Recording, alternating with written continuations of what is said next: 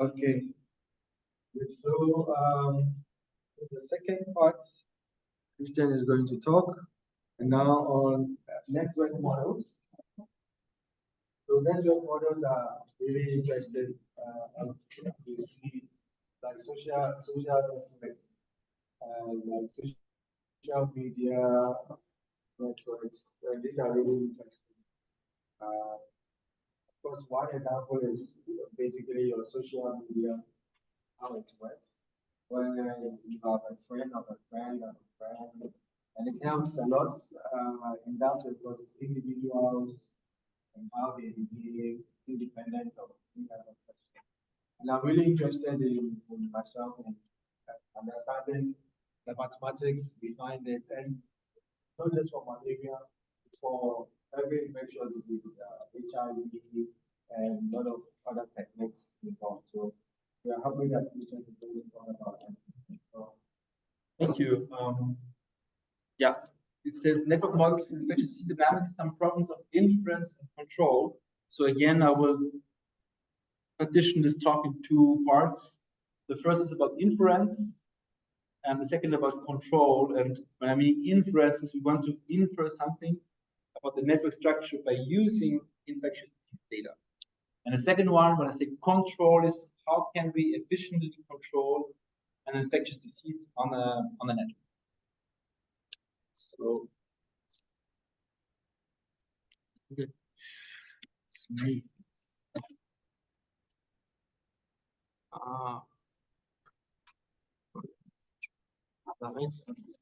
Yeah. So yeah, so the first one will be about reconstructing network structure from infection histories. The second one about mobility network data for optimal control of disease spread. In terms of diseases, the first one will be more about a virus called human papilloma virus. Very interesting virus. And it has multiple infections, many different genotypes. The second one will be more about COVID and Facebook data, so a bit of social media. So the first one is really about coming from this idea of multiple infections. So I think that this was kind of a project I did during my time when I was working in a modeling lab in Montpellier University, and there's a lot of ecologists around there. And ecologists, of course, they think there's never one pathogen just himself. It's always communities of pathogens, communities of bacteria. They interact amongst each other. They interact with their environment. And actually, they provide a very rich source of information. So here is basically the multiple infection definition is the presence of distinct parasites during the course of a host population's infection lifespan. Okay. This could be distinct in terms of species, within a species even. It could be variants, it could be epitopes for immunology reasons, serotypes, induced host response. This is really coming from how could we measure that two pathogens, two parasites are different. I think it's still an open question in microbiology, how to measure the difference between two, because now we have deep sequencing and we really have only the genetic information. The question is genetic information enough to distinguish two pathogens? And here we're going to go for an HPV example. It's much easier. The host population, including but not limited to coexistence of these parasites within a host, that's important. Could be coexistence. And then we're going here very, very concretely to a clinical study. It's about the natural history of HPV infections in young women in Montpellier from 2016 to 2020. Tell us the story. I was kind of jumping into this project in 2017 as a mathematical modeler, and of course you arrive and then you have lots of data of different sources there. Also genetic testing data, and I was basically from the data constructing this kind of idea of inference. Okay, what is the problem? So here we have one example. We have one individual, 08. This woman, she had several genotypes of HPV. You can see here the first day 0 is the day of the enrollment in the cohort. She already had a certain genotype, sorry. Then she got a co-infection, another genotype, and then those two were cleared, and then they were linked to a third infection. Okay? This is another individual. This is at the beginning of the enrollment in the cohorts. 4, 5 different genotypes. Even genotypes were not certain between 68 and 73 here. And you can see here this person gradually cleared 4 of them and still remains positive for the genotype 52. Okay. This is drawn also from a study, Costa Rica vaccine trial for human papillomaviruses. The question was about the multiplicity of infections. You can see here the number of co-infecting HPV types, the number of women. Okay, means that here basically you see those points, those dots here. This means that within the cohort, 3,000 women had 0 HPV types. They were 0 HPV negative. A little bit less here, 1,200 had 1 co-infecting. Then you go 900 had 2 co-infecting HPV types during the course of the study. Okay, so the question was a bit about allergy, and you would here infer a negative binomial distribution. Negative binomial means always there's some over-dispersion. Okay? It's not Poisson, there's some over-dispersion. Basically tells us that multiplicity is a very common feature.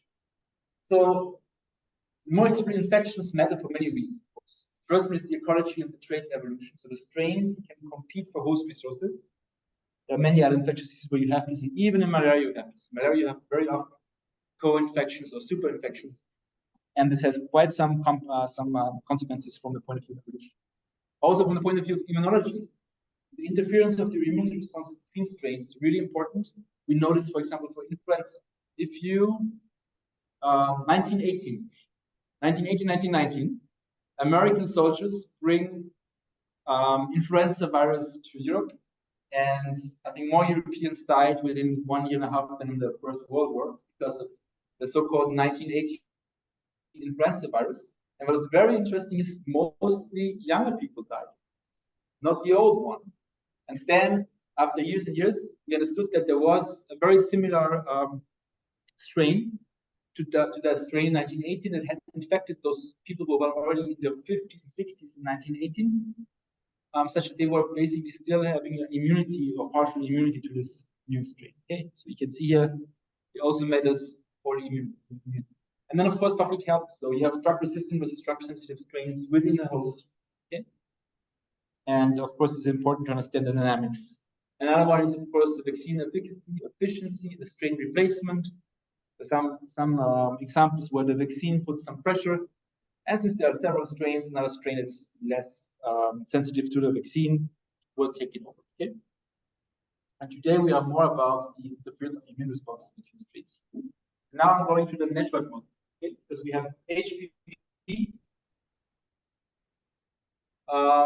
multiple infection, but HPV is also a sexually transmitted disease. Okay. So there's also a reason why you do this. Compact heterogeneity is very important. Of course, you have this phenomenon of super spreader, and you also have associativity. Associativity means that people who are kind of similar would like to meet. Compact heterogeneity. You can see a little bit the see here the different network types you can see. Okay. So the first one is a random network, Erdős-Rényi network, and the clustering and the degree are kind of the first things how to characterize the network. Okay? Degree just means how many edges are going on average out of a certain node. Okay? And the clustering coefficient just means that if you are in a certain node and you look around all the neighbors of the node, how many of those nodes are linked between each other? Because if you have a network, and you have something like this here, okay, if you have, let's say, a group, a subgraph here, where everyone is linked with each other, this was called the clique, okay, in network theory. And the clustering coefficient just tells you how far you are away from a clique. So this would be the clique. This would be, let's say, our network here, and we are, let's say, placing ourselves in this line, okay? And that's the clustering coefficient. If it's 100 or 1, then it's a fully connected graph. Basically, this is just saying that the clustering is usually in those random heterogeneous networks pretty low. Then there's lattice networks. You imagine lattice like a grid or in high dimension. There you have high clustering, degree is also homogeneous. And tell me also a little bit what this means for the epidemic outcomes. So for lattice mode, for example, you have a reduced initial growth of infection, you have weight drops. Okay. For the random ones, we have smaller final size than the homogeneous mixed ones. The last one is a small world. That's like you are linked to anybody else within 3 or 4 edges. And there we have high clustering also, but heterogeneous degrees. Okay? There's some who have a lot of friends, and some who don't have so many friends, but it still takes just 3 or 4 links to go around. Those small worlds, they usually look like a kind of a ring. Okay?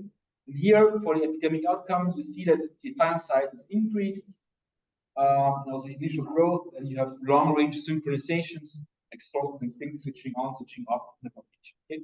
So this is just about the network. And now you can imagine what you do if you do modeling multiple infections on networks. Okay? You have a lot of edges, and you have the multiplicity of infections, because you can always have combinations of different, I call it sum of multiplicity of different sets you can pick. You know? It's quite challenging. And what we would like to suggest here is basically come with the idea of HPV to say, if we know the infection history across the population, then we can infer something about the network. Because usually in disease modeling, that's one of the biggest problems. We cannot really parameterize the networks because we do not know the sexual encounter patterns, for example, in this population of young women in Montpellier. We know a bit from interviews from them, for example, the number of partners the last 6, 12 months, but we don't know the dynamics of this network. Okay? But what we know is the genotypes they had, and also the genotypes that changed. And usually, when there's a new genotype appearing, you would assume that there has been some sexual encounter. Okay?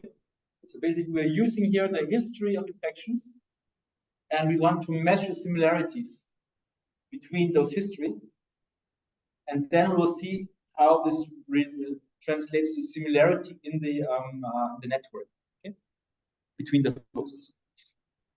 So we have here a host contact network, and that's purely a simulation study actually. So we start with a network.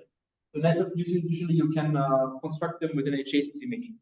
In Python, there's a package called network X. And you have all those different kind of networks you can test the dimensions, the random ones, the lattice ones, and so on, so on. So basically, you construct this network, but here you would try to infer the network by running a simulation on your network you start with, and by combining or looking at the difference between the two hosts in terms of the multiplications. The fourth part is basically here about the cross-unity patterns. So we have also a way from the multiple infection histories to use something if you have an SIR model running on a graph, basically, and you want to know how much likely do you have, is it to have an infection with genotype 2 if you have already been infected with genotype 1? That's the question about the immunity. The other question is more about the contact network itself. So how we go about this? There are several ways to do network modeling. I would say this one is more the simulation-based one. So we're using the stochastic simulation algorithms. There are other network approaches, very interesting. They're called edge-based compartmental models. So you're solving all these, but the compartment is not susceptible or infectious. It's basically infectious meeting and susceptible, for example. Okay? It's called compartmental OPs. And then different approach. Here we're choosing the approach with Gillespie stochastic simulation algorithm. Who has already heard about this Gillespie algorithm in this room? Who has done a bit of probability and stochastic coursework? I'm asking you because myself, I didn't know about Gillespie, because Gillespie has been he has published in like numerical chemistry. Okay, this guy has published something in the 1970s that even the probabilists didn't know about. So it's really interesting that this is coming from a very different community, but it's a very powerful tool. Let's go through this. I'm not astonished. I was like you. I had to meet some biologists to learn about this. Okay, so the idea is to simulate biochemical reactions between molecules in a well-mixed environment. Okay, we assume that no more than 2 individuals at the time are involved in the reaction here. Okay, we give ourselves a certain type of reactions between n molecules in this environment. Okay, and for the moment here, we would just say that an individual would be a host here in the room. Okay, we said no more than 2 involved in the reaction. We define states of the molecules and the possible reactions. Okay, very abstract for the moment. And then we have a reaction rate for the reaction I, lambda I, and basically when the reaction happens, we have the stoichiometric vector, okay, which just tells you when the reaction happens, the different molecules, they change in number. Okay, certain molecule A meets a certain molecule with B, something happens. Maybe A degrades B, so B just disappears and A still remains. Okay, the stoichiometric vector is taking care of this change. And then the time the next reaction just follows an exponential law, and you take all the different reaction rates that you have here. They're independent, and you choose a reaction just with the total probability of this lambda over lambda. And that's the recipe published by Gillespie, the Journal of Computational Physics, 1976. But very interestingly, very important probabilist Thomas Kurtz published in the Journal of Applied Probability in 1970-71 another paper, ODEs as limits of pure jump Markov processes, limit theorems. And actually, he has proven he's done the numerics and he has proven the theorem. Basically, with this device, you can approximate pure jump Markov processes. Very easy Markov process with continuous time, discrete space. Okay? Continuous time because we have here Poisson process, and discrete space because we jump always. Either the molecule is still there, it disappears, or it, I don't know, it duplicates, yep. It's really interesting that those 2 communities don't know each other. There's a lot of people who don't know, who know one, but not the other. Okay, now we just do this for our SIR. Okay, we have a mixed population of susceptible individuals. Sterile immunity, just meaning this once you got infected, you recover, you will not be susceptible again. You have your 3 individual states. You have the molecules. They can have either state S, I, or R. And then you have the reactions. And it's very nice. It's all linear combinations, always for Gillespie. Linear combinations of your states. Okay? And S plus an I creates a new I. Okay?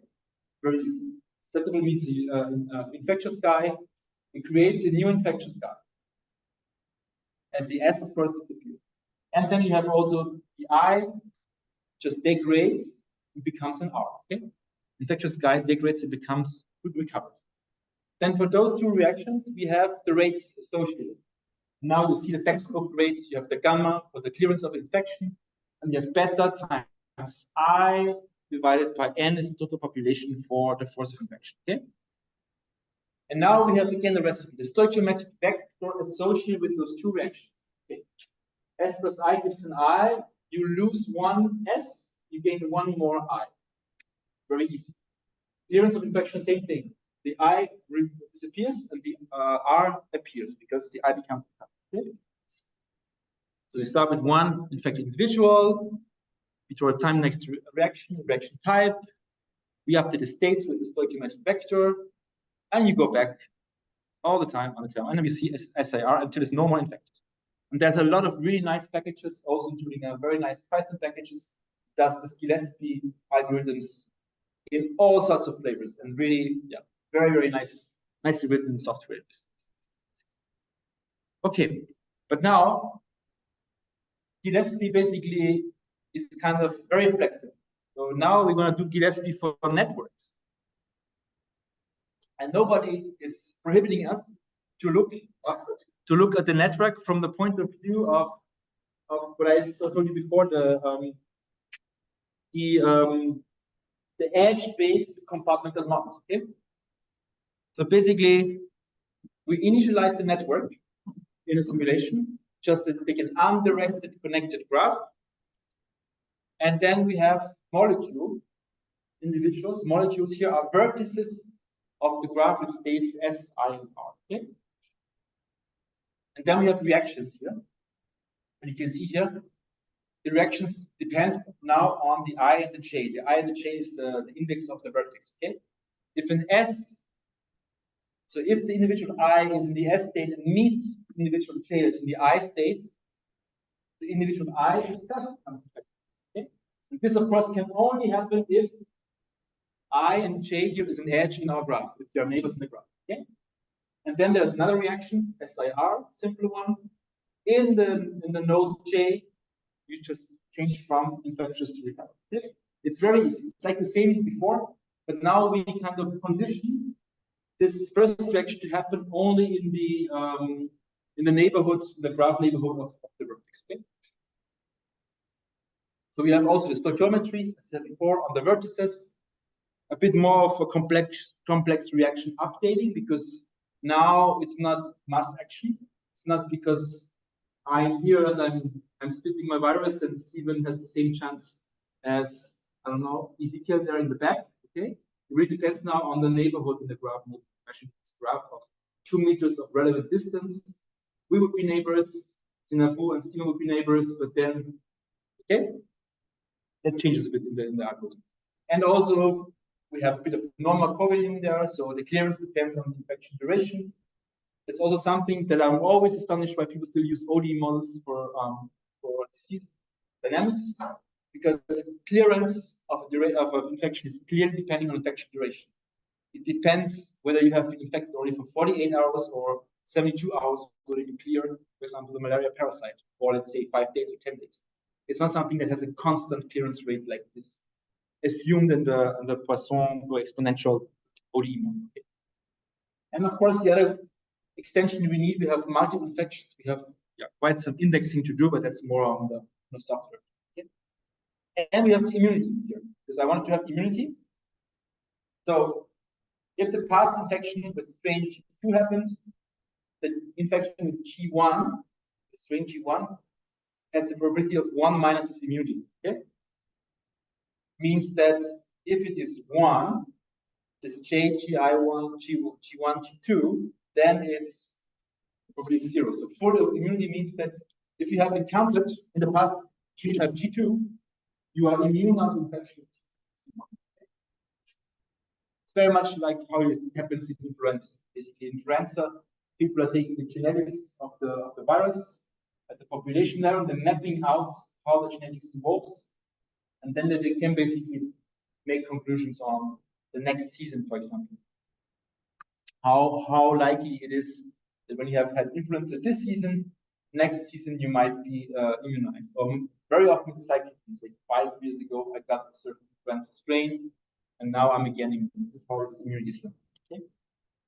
And now I'm just making you this little cartoon.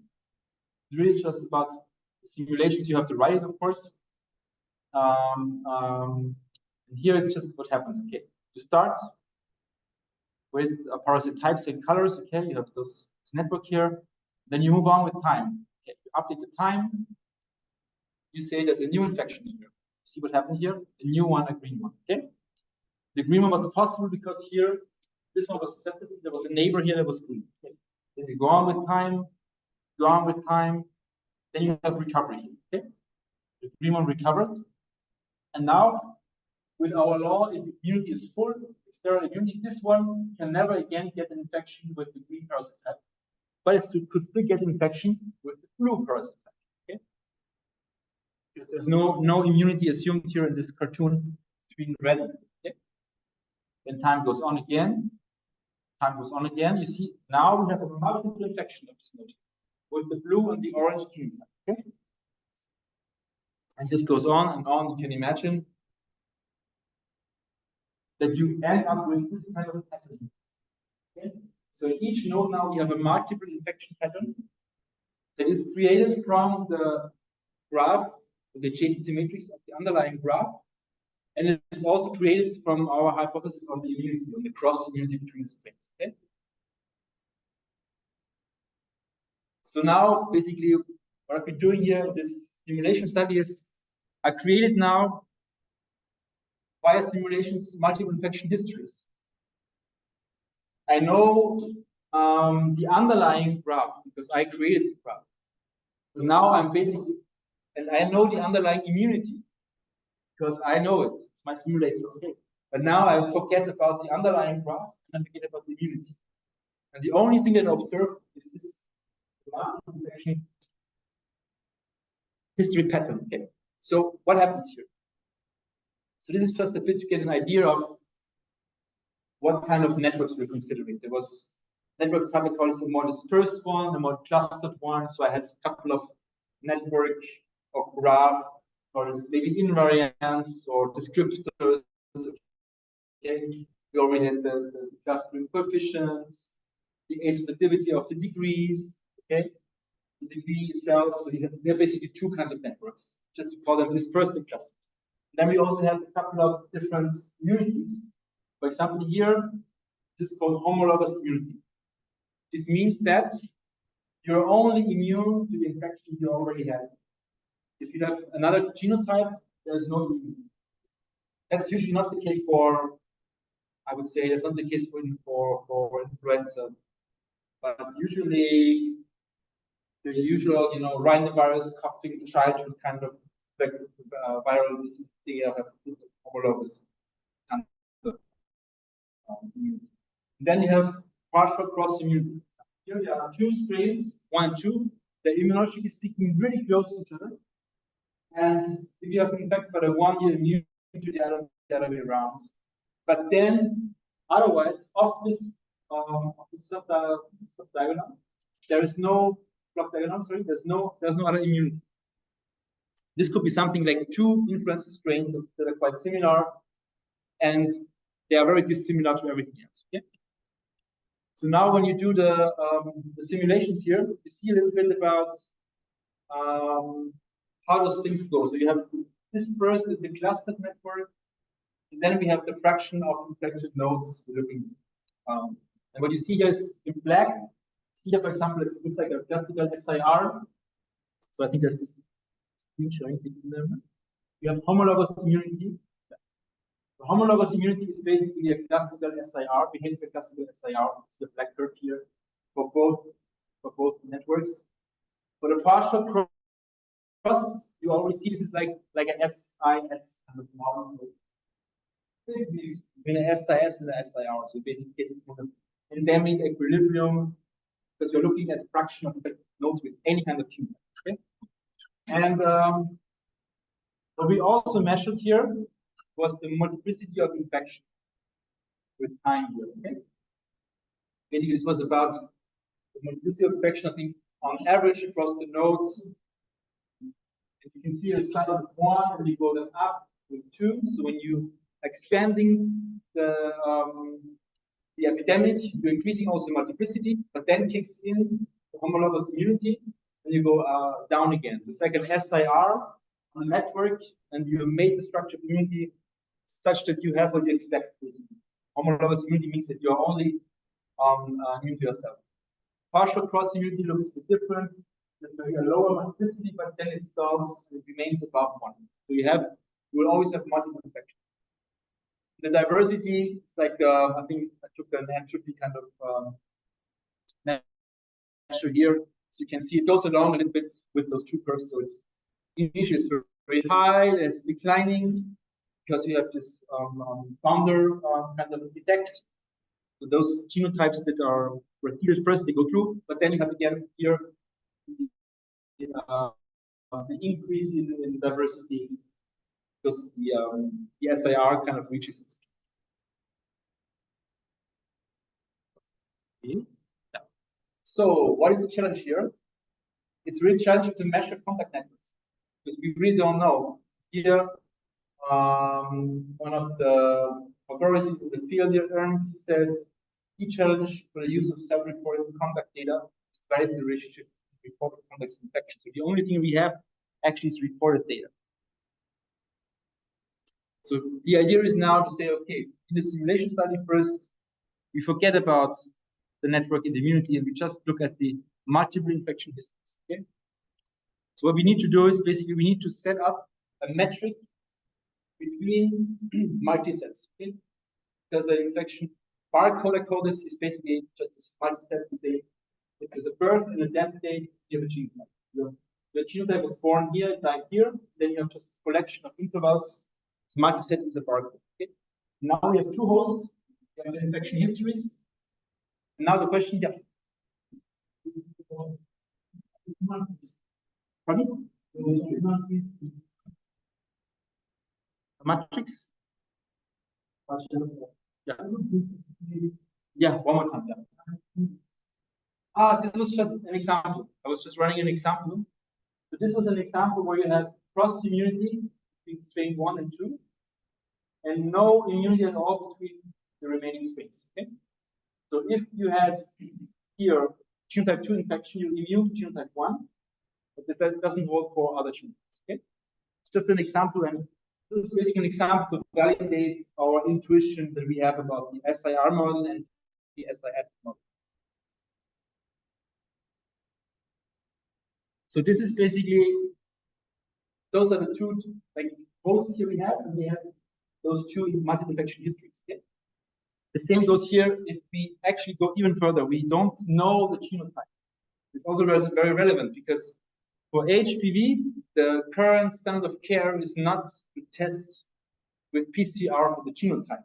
We just have some lesions, like doctors, they can look at slides and pathology, they see lesions, they say, this is HPV or not. Okay? So very often we don't even have that information. We even have just information of something happened, something. Here we say, okay, two of them at the same time. Okay. So now the question is, how do we go about the infection barcode similarity? So basically, this was all about now. We have our simulation with the Gillespie on the network. We have validated a bit our intuition, what we know, and now it is about we need to figure out a metric between those multisets. Okay? There's something that's called barcode similarity. So it comes from computational topology, where they use those barcodes for kind of different reasons. But here, basically, you create a bipartite graph, and the position is given by the barcodes. Okay.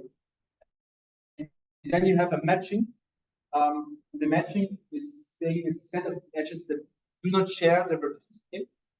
So just a bipartite graph matching, and the edge weight is the length of the episode intersection. Okay.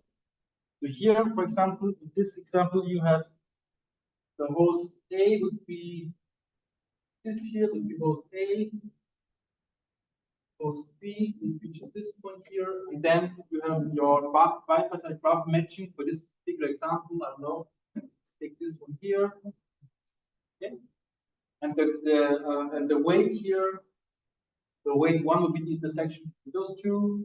I know it's called the 0.8. The weight here would be then 0.8. Okay. Those doesn't even have to sum up for one here because you can normalize factors. Okay. So the length of the infection is there. This means basically if you compare two hosts, and if they have shared more time together, then this edge weight is stronger. Okay. And now you basically come up with this similarity index. It's just the maximum weighted bipartite graph matching. Okay. Very easy. You can, because here you can have another graph matching. You can just remove this edge and put it here. Okay. But then you have a weighted graph, and you can just go through the possibilities with the weights. You look at the maximum weighted bipartite graph matching, and that's basically the metric that we're using here as a barcode similarity index. Okay. So now we know from our simulations we've got everything but the infection histories, and now we know how to measure the similarity between two infection histories. Same goes here for when we know here we just take the sum of the genotype overlap lengths. It's even easy. Don't even do the matching, but we want to, we know that our matches are restricted anyway to have the same genotypes. This one is even easy. Okay, and now the idea is similar infection barcodes mean something for close contacts. That's our hypothesis. We can validate the simulation study. Okay. So we have the matrix of infection barcode similarities between the host and the network of those nodes is a metric space, because the barcode similarity can also be turned to a metric here. Yeah, and we also can look at, sorry, the network itself. We have a discrete metric because we have the adjacency matrix, so we have the shortest path links. And I'm saying here of the infected nodes because we are really interested only in those who had at least one infection, because those who have not been infected, they have no infection history. That's why we're just looking at those. So both are metric spaces, infection barcodes and the network, say whether infection is realized, and then we can use some tests from ecological modeling, where we can test whether two metrics are similar to each other. Okay? With the mantle test, it's basically a permutation test. You permutate the row and the column, and you calculate the correlation. And again, you use 10,000 times, and you get something like an empirical p-value. Okay? It's the fraction of permutations yielding higher correlation than average. So here you can see a little bit what happens. So this is the mantle test p-value. I think it's the minus log 10. So the higher you are, the better. And you can see here, we can also here look a bit into simulating on 4 different genotypes or 2 and the different metrics here. Specifically diagnostic. Diagnostic one was this maximum bipolar graph matching. Specific one was just intersection. Okay. What's also interesting here is basically you will never observe 100% of the nodes. So the question was a bit depending on the network and the immunity we had. Is it actually possible to reconstruct, basically to reconstruct an adjacency matrix just from the infection barcode distances? And here it says basically if you are specific with the genotype, you have more information. So you have more information than you have in the diagnostic one. And you can see here for depending, let's say this might be the classical one, homologous one. You can go up to 25% of the nodes you need to observe to get a pretty good correlation between the infection histories and the actual adjacency matrix. To be specific, it's a bit higher than the green one. Okay. This basically is also important that we don't need to observe every node to be able to draw conclusions on the network. Yeah. So sample as many nodes as possible from the network. So just set that. And then the other one is now we know something about the correlation between adjacency matrix and similarity matrix. But what is also important is the node degree. We also want to at least be able to predict the node degree distribution from our barcode connectivity. So how the infection histories are related to each other. It's this formula here. So we have the barcode similarity between two hosts. Just need to standardize the related simulation, the number of strains, and the number of the network nodes. This is the barcode connectivity, what we call it. It's basically a way to recapture something like a degree.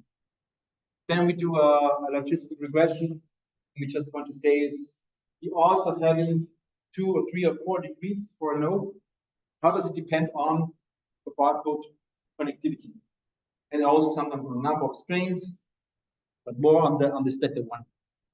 And that's basically what's coming out. If you have the homologous one, then we have high significant relationship here. For the partial cross immunity, it's much less because it's more mixing because we have this genotypes 3 and 4. They don't have any kind of immunity, so we go back and forth, and the infection histories are kind of more complex. So the hosts with higher connectivity are closer in contact network. So this say. And then we are predicting node degree from infection here. This is the AUC, but for multiple multinomial regressions here. And you can also see here that we are quite good in the AUC for both. It's about predicting basically the node degree before with this model here from the infection part. And now the last one was about reconstructing the immunity from the barcodes. So now you can run more simulations on the immunity matrix. Basically, this definition here is just the non-overlapping co-occurrence of two different infection episodes within a host. Okay, it's the overlapping episodes within a host indicate the lack of cross-immunity. Okay? This is again the infection marker. Further death, and you just say whenever they are non-overlapping, you count on the number of non-overlapping. Okay? Because when they're non-overlapping, there might be some indication that there was cross-immunity. Okay? Because overlapping means there was no cross-immunity, because you could get a multi-infection. You had infection G1, and then you got infection G2. So it means there was no immunity. And again, if you take this co-occurrence score, you can see, you can really recapture the initial matrix structure we have given. So with this co-occurrence score, you can see it really perfectly matches what you said before. Because if you have perfect immunity, that's just for your specific type, homologous, you will have no co-occurrence, and the same thing for the partial plus. And when you're off those parts, then you have, you have some co-occurrences. It means you have some multiple infections. Okay. The third part was more about sequence mining. So this is also a technique from data science. You basically look at the infection history of a host. You look at the infection episodes with birth and death, genotype. You assume a random observation during the epidemic. And for each host, you have an ongoing infection at the time at the tau here, and you look at the basket, and those are the co-infections of the host with those genotypes at time tau. And the sequence mining algorithm is quite old already now. It basically tries to find similar motifs from what it's called those baskets, for example, purchases, because they want to compare a long time how two customers, for example, are similar in their purchases. And here it's kind of what we are purchasing here are genotypes in this sense. And you can see here, of course, you can also get those patterns that you see for the homologous one. For example, you will get patterns where you have only G4, G1 mostly, G2 mostly, G3 mostly, you have almost no mixed bags. And then you have, partial cross was the one we had before. So we only see basically mixes of, I think this was mix of G1, here's G4, you see them, a bit of G1, G4, G1, G3, but you don't see any mixes of G1 and G2. That's important, because we have very strong cross unity for those two types. Okay, that's the first part. I don't know how much we have in time. This is just showing you now a bit. So GetSP. Now you know it.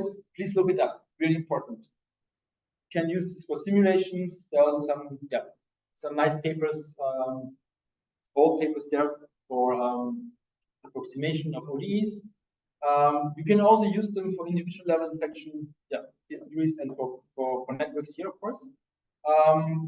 So under some idealized conditions, you can use those individual level infection histories to correlate them with contact net topology, and you don't need to observe all of the nodes. And the higher the infection multiplicity, the better. So this might be working for HPV, might not work for pathogens like let's say influenza, but it's very rare to have a co-infection. And of course, you can also, under those idealized conditions, you can correlate with the cross-immunity rules that you set up by looking at this co-occurrence. And prospectively, I got some data recently by a lab in New York City, and they actually did a multiple respiratory disease study there. They looked at households, they know the primary relationships, they know the zip codes, and they did a 2-weekly sampling detecting for 18 different respiratory viruses. So the question is now, can we construct the barcodes first? And what about the relationship graph? And of course, this is New York City, and it's not 10 million inhabitants, but at least you could get an idea about the structure of the network. And I'm saying here, the family relationships, it's quite detailed. People are, like, of course, parents, children, when they're married, when they're living in the same household, not living in the same household. Yes. Contact trees. And the question would be here is just within this network of the study, do we see something when we look at the infection histories of those 18 different respiratory viruses? And then, of course, In the simulator, you could do a lot of different things that are actually important for evolutionary biology, for example, strain competition. Here there was no strain competition. A lot of things to still to do there. And that's the first part. Are there any questions for the first part? And how much time do we have for the second? So my question is,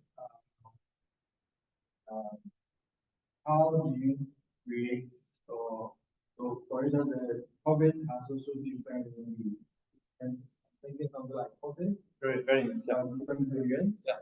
So it means we can create the same kind of network, different variants to the same metrics for other course, partial person or Problems with COVID, for example, the variants that there were, those were not co-infections. okay, they are not going. They were super infections. Okay. So what you could do is not the first part, but more the second part. Basically, the idea was, yeah, if you have, basically, you could try to look at the co-occurrence also means that if you haven't had a certain thing in the past, you won't have it, you won't can get the allergen time, for example. So the second part, you could look into the COVID questions.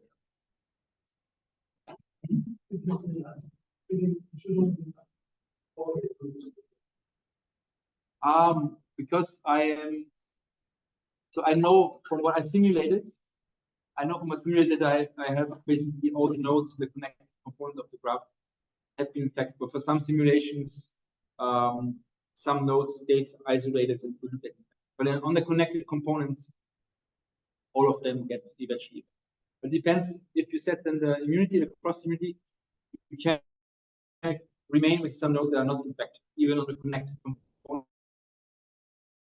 And I want to use the infection histories, that's why. But it's true, if you have a population that's structured, like for example, say for STI, have a contact with no infection occurring. That's true. Yeah, that's really for HPV. HPV is highly infectious. I think there's nobody else in this room who has never had at least 2 or 3 genotypes of HPV. It's really something. It's yeah, and of course for others, for other questions, then you would make this. I mean, it's infection without sexual contact. Yeah. Of course, then you would have the network. And if you draw an edge, then you say, okay, there's no isolated node. You need people who are in the network of sexual infection.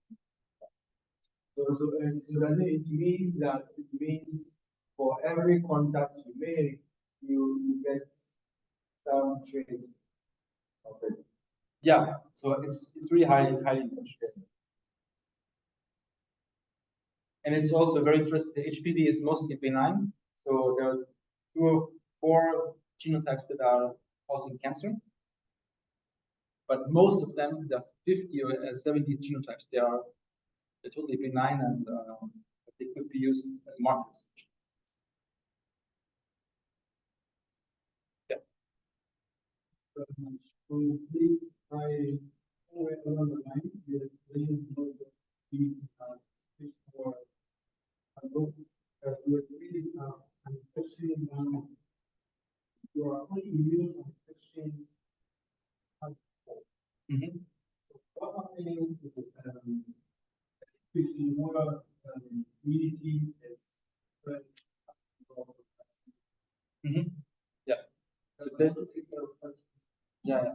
So that's a big question, even for the malaria model, because in many models, immunity is not distinct from infection.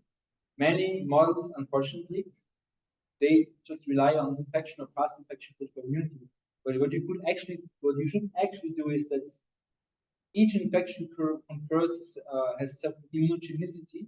And for example, you can measure this with antigens. They're actually really nice assays where you can measure the neutralizing properties. Then you would use rather this as your state variable. So you would have not only S, I, and R. This would be a typical application for PD. You have S, I, and R. You can even do this on a network, but then you have a continuous immunity variable associated to this. And then, of course, you could say, okay, we have some kind of some decay function and so on. And if you have, for example, a super infection, it doesn't just add, it's not additive, there's a lot of mechanisms you put in for. And vaccine would be just one way of getting immunity. And for HPV, it's actually very relevant because HPV is a highly efficacious vaccine, and it's using virus-like particle technology. Basically, it's like everything then being able to infect new cells. So it's on the surface, it's very similar immunogenicity to the actual virus you want to vaccinate against. But for the PCR tests, you will not see it. So it makes a difference between the immunity conferred from the vaccine and the immunity conferred from the infection. For other STIs like HIV, there have been, I mean, we don't have an HIV vaccine now, but there's a phenomenon called vaccine-induced seropositivity, which means that the vaccines that are being tested for HIV, sometimes they're so immunogenic that you cannot actually distinguish them from a natural infection. But again, if you do a PCR and you look for a certain, I don't know, part of the genome, you will be able to distinguish them.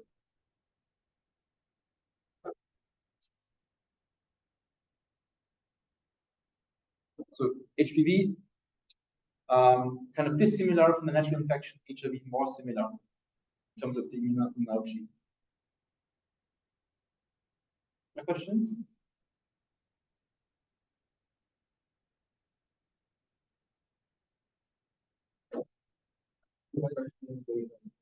Yeah. So the second part is again network modeling. This is about human mobility data for optimal control of disease spread on meta-population networks. I think that must be the one is the most familiar. So one big change of COVID for me was about the human mobility data. So pre-COVID data sources and post-COVID data sources. And I'm talking here first about the pre-COVID data sources. We had census data, we had origin destination surveys. It was until the advent of the cell phones, so until the mid-90s, we didn't know a lot about human mobility. Basically, we just know where people live and where they go to and where they come from. But then we had call detailed records, which means that if you have a cell phone, you are within a triangle of 3 towers, and then we know where you are, and we basically know how you move from one barycenter of the tower to the next barycenter of 3 towers. There was also dollar bills, very interesting, because each dollar bill is unique, and it has a unique identifier, so you can trace how you would basically launch a couple of dollar bills, I don't know, in Boston and in Los Angeles, and you look how those they evolve over time, they spread over time. And also GPS positions, of course. That's fun. Okay. And the idea is for human mobility is something like the mean square displacement from the origin. So you start somewhere, you look how this dollar bills evolve, and you have this idea of the mean square displacement from the origin, the expected value of the time, the square distance. And you assume that this is kind of something t to the power of, and then you have here 2 alpha over beta here, and there are estimations for the alpha and the beta here. And basically they call beta here the spatial exponents and alpha here the temporal exponents. And then there are a couple of there's a lot of literature in stochastic analysis to estimate those things. So fractional Prony motion is one thing, Levy stable process are one thing. There's also ordinary diffusion, but this is just one here. So there's a lot of different models that are around here for the human mobility.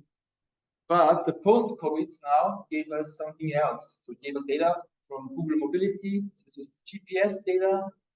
It was by zoning and admin unit. So of course, all the phone companies, the smartphone companies, they know where we are at, I don't know, 5 to 10 meters distance, but they're not allowed to publish this data. So Google decided to do GPS. Then they said you're in a particular zone and admin unit. Then Facebook did it for good. They did something else. They called and this is something called co-localization. So they took the GPS coordinates and the co-location event between two users. This just means that you were in within the same 600 meter square grid. Then you were co-located. Okay, so you're looking at, and also it's important. This is where you are also, but it's important also for where you go. Then they divided the resident users. Okay, they did this on a weekly basis. They looked at here NA and NB, the number of resident users assigned to admin units A and B based on week W minus 1, the prior week. Okay. The weeks are partitioned into 5-minute bins here. And then they calculate FAB, the number of users assigned to A and B located in the same 600 square meter grid cell within the same time bin, okay, during week W. Okay. So basically, they look at you where you are, and then they know, this guy, he has been resident in A the week before. And then you look basically whether you are co-located, still co-located with A or now co-located. I just came from Accra to Cape Coast. I was supposed to be, depending on my last week's reports, a resident in Accra. Now I'm co-located with Stephen in Cape Coast already for a couple of times. So they're doing this actually every 5 minutes. They're pinging, and then they're calculating the co-location probability. You can see here, just say the pinging here, which was 2016, I think, is the number of time bins you have in a week with 5 minutes partitioning. You say just how many times co-location, co-location, co-location, and how many possibilities were there. So this is the possibilities of co-location, depending on the number of residents in A and B, also co-location. So this data basically gave a weighted symmetric graph between provinces, and there were many, many countries. Unfortunately, in Africa, I think the coverage with Facebook users who used consistently their smartphones and they were agreeing to the GPS tracking was quite low. There were other countries where this was quite high. So Vietnam was one of those. You basically, from the co-location probabilities you obtain a weighted symmetric graph between the 63 provinces. And the nice thing is, it's not only a symmetric graph, because before the graph I showed you, this was like a not a time-independent graph. This was like the sexual network observed over many, many months. Okay? But this now is a dynamic graph. You can update this graph every week. It's really, really powerful to look how the connectivity in the meta population, for example, of Vietnam changes. Okay? And what you have here is the red lines here. They are thick. And I'm basically looking at the collocation probabilities between two provinces, and I'm looking at the pre-pandemic quantile. Okay, so if they're thick, then it means that they were compared to pre-pandemic at the maximum of the pre-pandemic. And if they're thinner, it means compared to the pre-pandemic quantile, they were pretty low, almost no correlation. Okay, and the black dots are the null links. This is also a very important metric. It says just how many, it's basically the number of degrees minus the number of nodes minus the number of degrees. It's basically said here, if you have 50 null links, then out of the 63 provinces, 50 of them have no link to this point. Okay? So those are basically points that are not connected too much to other points. You can see here over the pandemic, remember 2020, March 2020, April, going into May, you can see here, Vietnam changed quite drastically. And you can see here also, this is the first year, it's the second year of the pandemic. Because what was really remarkable about Vietnam, Vietnam was the country that was basically reacting the quickest to the emergence in China. And they had very restrictive policies, even without hospital cases.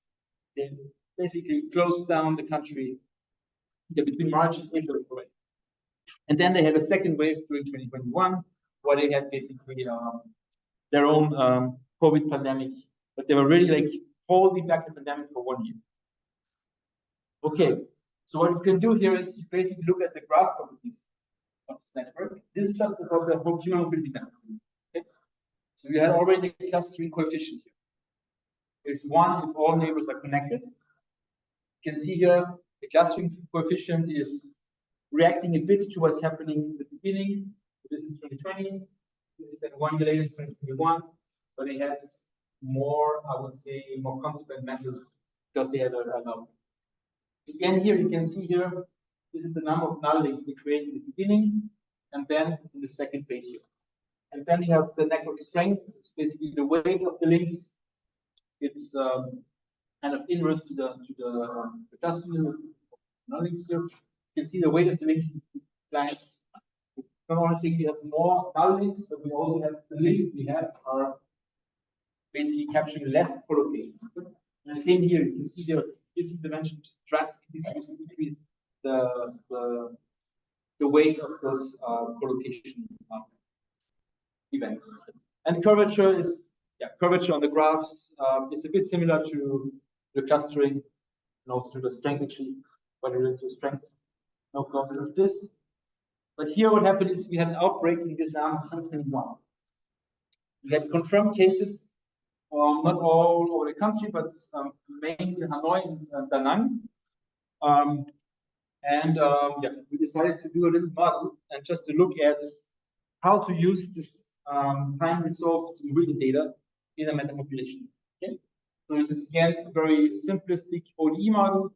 You have an S with an exposed, you have an asymptomatic, you have infections that are mild, IM, and infection that's severe. The severe ones can lead to death. The mild ones recover. The severe ones also recover. And you have here the little superscript I, and I is basically one of the 63 provinces where you're located. Okay. And for meta population models, you basically say, I'm taking the usual suspect, okay? So I'm taking here the force of infection, some beta times the asymptomatic guys can create new infections.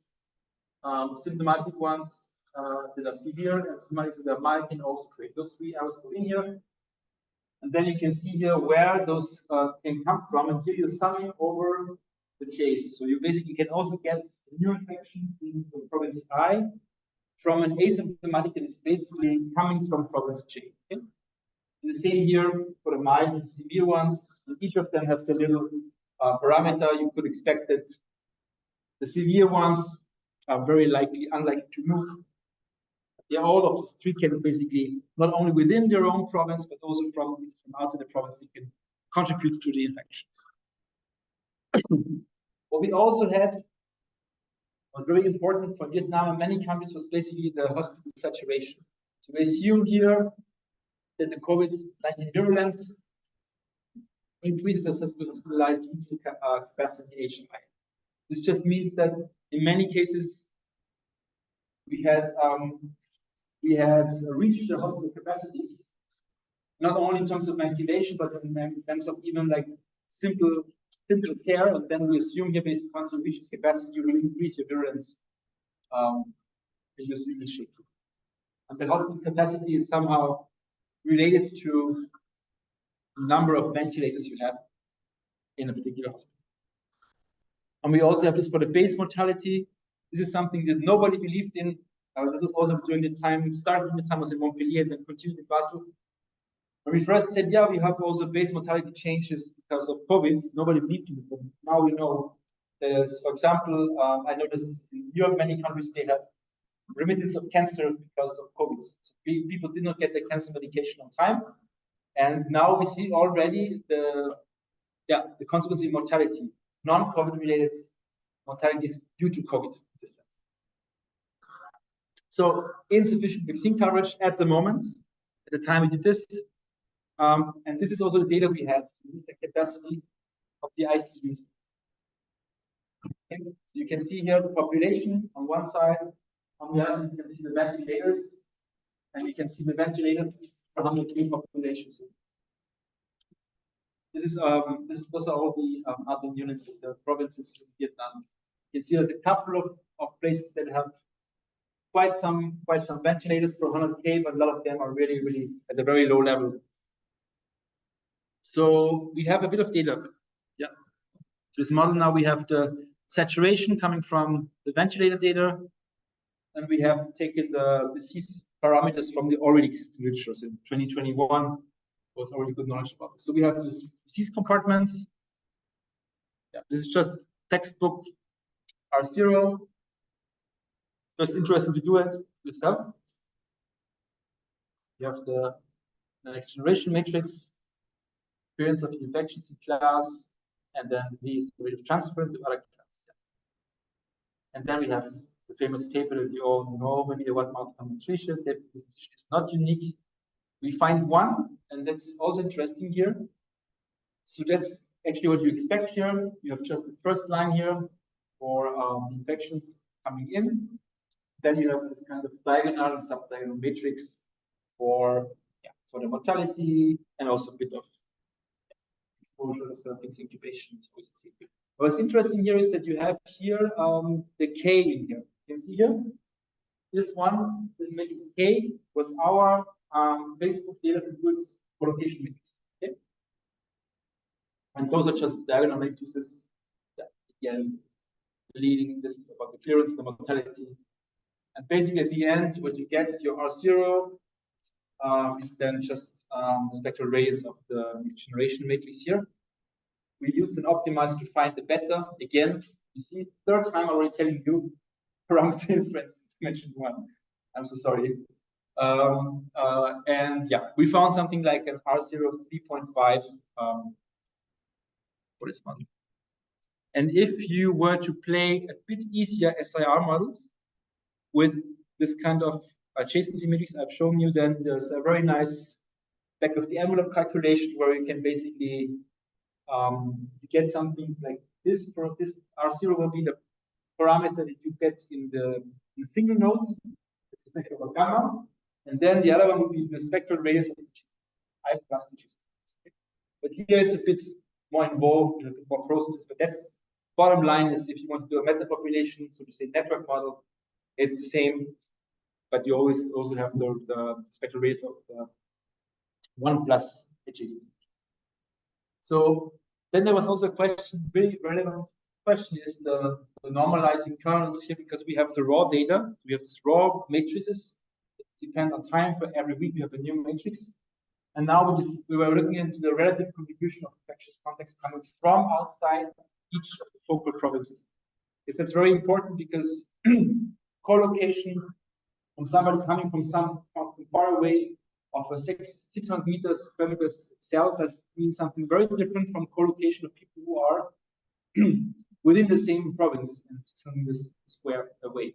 Because of course, a lot of people who are maybe living in the same apartment building, and actually the contact, the relevant contact for the disease is maybe more important in the focal province where you are at, with somebody that there's also the same province and from outside. So basically we came up with this kind of reparameterization of the K. We don't take the raw values. The raw values are those probabilities Pij. Okay, so we take the diagonal as it is. The off diagonal is then reweighted with this little s here. Okay, and you can look at if you take s equals 0, then only the focal transmission in the province is important where the outbreak starts. Okay, we don't have any information on that. Something is going out on outside. If you have this one here, exactly the sum of all the elements, basically the row sum, yeah, besides the one where you are at, then you have the raw Facebook collocation frequency. And if S equals 1, interesting, then the focal and the non-focal transmission are balanced. Okay? This basically gives you something, yeah, how balanced you are. And in Vietnam, if you look at the raw data, the focal one are about 10 to the minus 3, and those that are coming from outside of the free province are 10 to the minus 7. So you can say there's like a 10 to the 4 difference here in relative contribution, or even more. It's something we didn't actually know. And for example, if you take S equals 0.001, then you have 1,000 within province cases for one influx province context, sorry, for one influx context. This is how you should see this. S is basically just making the relationship between the two. And it's really important because we said here we estimated the beta here. Okay, but this beta was just an estimate for the raw collocation probability.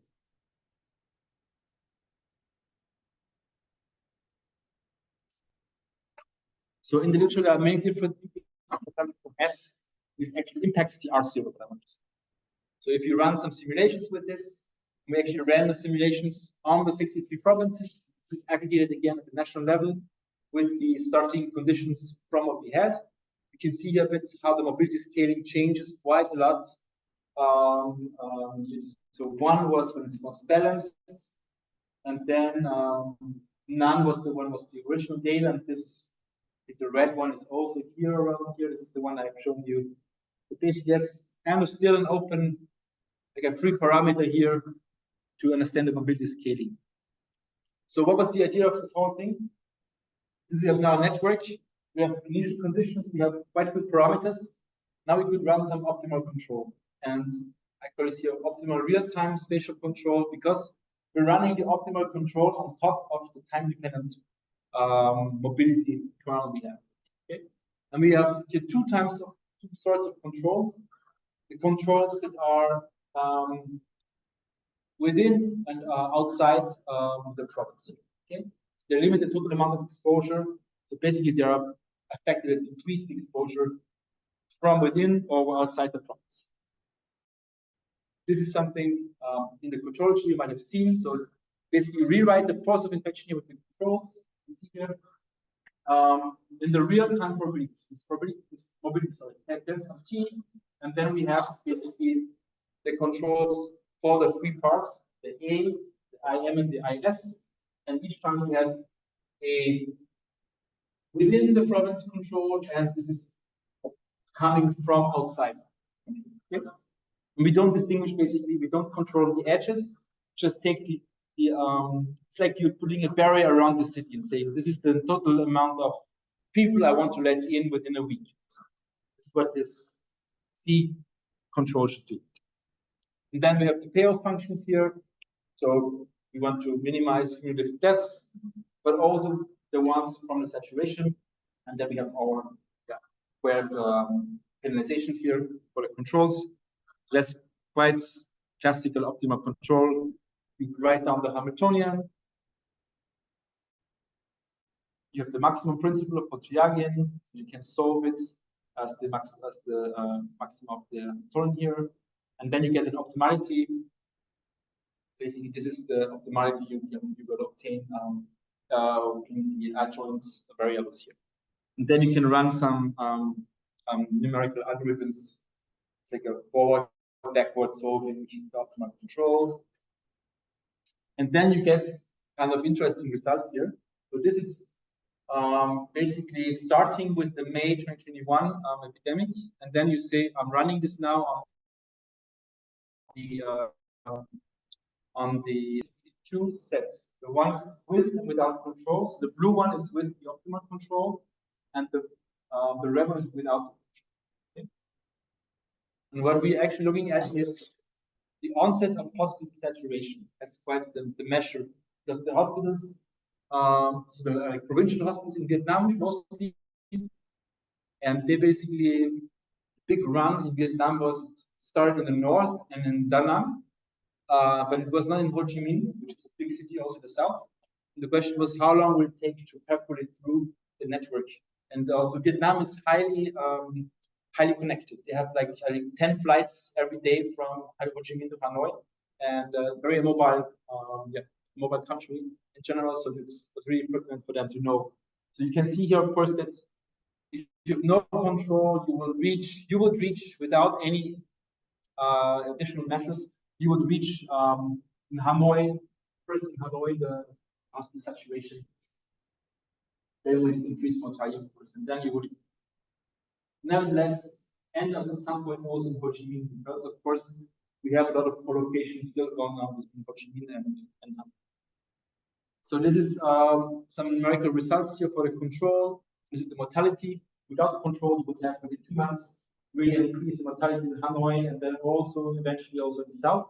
This is ordered by the latitude. This Vietnam is quite nicely ordered. So this is from the north to the south. So this is Ho Chi Minh here. Hanoi and it's around Hanoi. It's the none, but the none will die out. Without the control, with the optimal control, you can barely see here the mortality increasing because the increased mortality we assume it comes mainly from the hospital saturation. Because you don't reach the saturation. The same here is about to understand a bit more the optimal control. Also interesting. So you know, I don't know how it was exactly in Ghana during COVID, but I lived in France and in Switzerland, and there was a lot about borders and shutting down the border from outside the province. Like the countries were even, you know, like in Switzerland, it's about the cantons, you know. Each canton had a rule. In France, the same thing. They had health regions. But this kind of says, don't worry too much about the province influx control, because the optimal control, I mean, you need to do something that happens basically within your province. Okay? Because our whole travel restrictions, I think they are important for immediate outbreak mitigation. But this is they're important at the point where you actually haven't seen COVID yet, unfortunately. Once it's there, it's more important to have the within province control. Have the within province controls. And of course, a province in Vietnam is a catchment area of several trivial things to do. Massive controls in your like Hanoi surroundings, and then when once it came then to Hanoi, also you could to Ho Chi Minh, you could prepare for it. If you have this kind of simulations, at least you can prepare for it for a couple of months. And this is the control efforts in terms of polarization. It's just showing when you apply the control function on your time-dependent network. This is basically what the government has done in addition to what it has already. Changes. So it's basically you can see here that the null links would increase over time, basically showing a bit how the topology of the network would change also in the time that you time. And of course, yeah. And that's the last one. It's the within, the null links. This is the within colocalization. I would change, but this is here only a certain are changed. So those are sort of provinces that over here.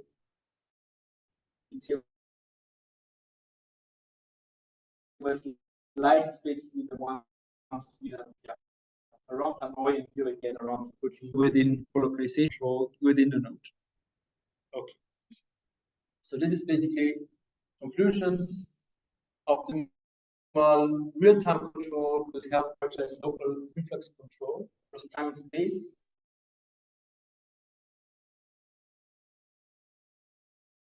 Control instead of unit was also a big and remember, and we split out the model within 2 weeks for France, and we actually had the occasion. I was not there for the particular event, but there's an office. They said we will need to do several shutdowns within a year, strong shutdowns. You know, nobody believed it. It was end of March. Nobody believed it. And what happened actually at the end was really, I think this paper is still a preprint. It was done in like a fast fashion. It's interesting. They have other. Interesting other questions. When you have those kind of data, you need to kind of reweight what this actually means. This is with this parameter S, we had some leverage over that. Then there's also limitation with data. There's a whole huge bias in there. We knew about the use coverage in different provinces, And you can expect, as always, socioeconomic situation of the province is also determining how many users you have, how consistently we're using it. Associativity. This means also that people who have, I don't know,